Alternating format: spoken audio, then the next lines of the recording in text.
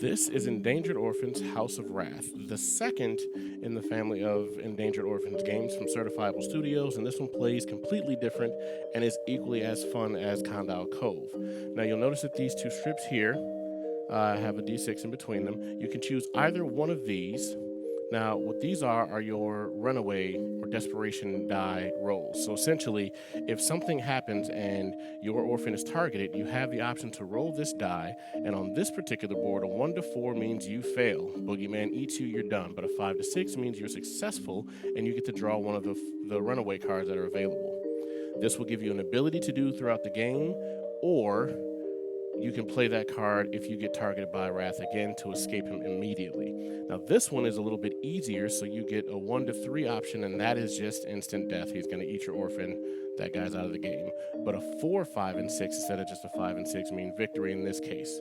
Now setup is pretty simple. You'll have the Room of Mourning, which is the center tile here, and then you'll place around that every other tile that comes in the game. And these are all wooden tiles, which is super cool, but they all have 2 of each color. And you'll place them one on each side of the Room of Mourning directly across from its matching colors. Then you'll take all of the orphan tokens and you'll place them art side up, 3 per room, with Wrath in the very center. After that, you're going to deal 3 of the orphan cards face up and then find those 3 orphans, and you'll flip them face down. This means they're hidden from Wrath, which is a good thing to have a hidden orphan. If you're playing a 2 to 4 player game, you'll give all players 4 orphan cards, and they'll choose 1 to get rid of. If you happen to get one of the cards to a hidden orphan, you might want to hang on to that. Starting the game with a hidden orphan is a very strategic advantage. Now these orphan cards, when you get them, will be played face down in front of you and hidden from all other players. You'll also notice that up here we've got these skull tokens. These are lock tokens that you place in between rooms to prevent them from being moved around. And this is a shifting mansion, so I'll explain how the game works. On your turn, you'll get this die here. This cog, which means I can rotate any room twice or 2 rooms once. I've got this key symbol, which means I can lock or unlock any rooms. I've got this footprint, which means, or this question mark, which means I can do whatever I want of the options available. I've also got the footprint. I can move an orphan throughout a room any way that I want to, and if I have a revealed orphan, that works a little differently. So typically you're going to move one orphan to an adjacent room anywhere on the board, and it doesn't have to be yours. Now once you get Wrath to move into a room on your turn, this is going to be at the end of your turn, you'll choose an orphan to target. All players are then going to look at their orphan cards secretly, and if they have the orphan that you chose to target, they can either they can roll this or just let the orphan get eaten. If they roll this die, and you kind of don't want that to happen, so you want to roll the die and try to survive, depending on which one you pick. Let's say we got a 4, you then have that orphan survive, and because all of your cards will start face down, let's say we moved somewhere that has Mike in it, because he's one of my orphans. If he then goes in here and that player says, I want to target Mike, and I have him, I'll flip this, and if I happen to roll the right number, 4, 5, or 6 if we're using this one, or 5 or 6 if I'm using this one, then I'll escape, and I get to move that orphan adjacent to another room. And then I get to take a runaway card, and then that's going to give me an ability. So for example, in this case, I'm either going to lock any 2 rooms or choose to run away. So if Wrath comes after me again and somebody targets Mike specifically because they now know he's my orphan, because if you survive, the orphan card is flipped face up for everyone to see. If he picked a different orphan and not mine, I would keep it face down. It's only revealed if you survive and he was attacked, or he was attacked and you survive, then you can leave. Now, if he targets Mike again, anyone does that on their turn, I can play this card and either lock 2 rooms or just instantly run away from that fight. And these runaway cards, there's a few of them, but you'll only have as many as there are players. The rest go back in the box. Now, when you roll the lock symbol, I could just take this and place a lock in between any 2 rooms. This means that these rooms can't be rotated, and Wrath won't move into that room unless that's the only option to move to. Then he'll break through the lock and go into that room.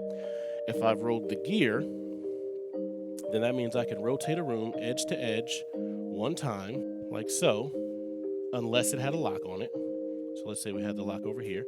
I can rotate this room this way. That's 1 rotation. And then I can rotate this room over here.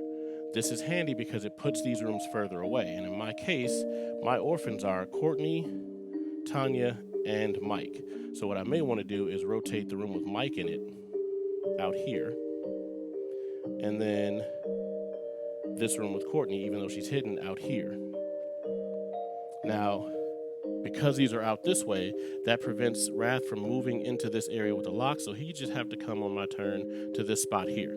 On the next player's turn, he would have to either go back into this room or over to these rooms, because this is the closest with the mostest is kind of how you got to think about it. These would be equally numbered orphans in there because this one's still hidden. And if you get, there's another symbol I forgot about. If you get the eye symbol on the die here, you'll actually get to hide or unhide an orphan. So that's the strategic thing that can help as well, because now that this room has 4 orphans in it, if he happened to break through the lock and go here, he'd be coming there next. I can re-hide Mike and not be seen. But the other thing I forgot to mention about having a revealed orphan card is that once your card is revealed to all players, you can use what's called a secret passage for your movement. And that means that I can take my orphan and move it from whatever color room I'm in to the exact other color of that room, no matter where it is on the map. Now, when you're moving rooms, you can't create floating rooms or islands like that. They all have to be connected to that central piece or to other rooms. So I can go here and here, and then here and here, and make this mansion stick out a little further, but it all has to be connected in a way that Wrath can move to it. So I can hide an orphan and unhide an orphan with the eye. I can rotate one room twice or 2 rooms once with the gear. I can move an orphan to an adjacent room with the feet. I can lock or unlock a room with the key, or I can do any of those actions with a question mark. Surviving an attack from Wrath gets you a runaway card until there are no more runaway cards left. You can still try to roll for survival, but you'll just be out of cards to pull from to help you escape next time.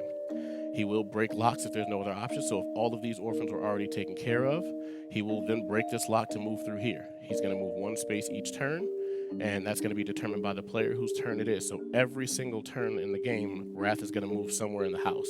So the strategic part of this is where if you're hiding and unhiding an orphan or moving rooms or locking and unlocking rooms, you can hide and unhide orphans that aren't yours just to reduce the count and throw people off and say, hey, this might be my orphan, but you might hide an orphan that another player has so they'll know you did it for a reason.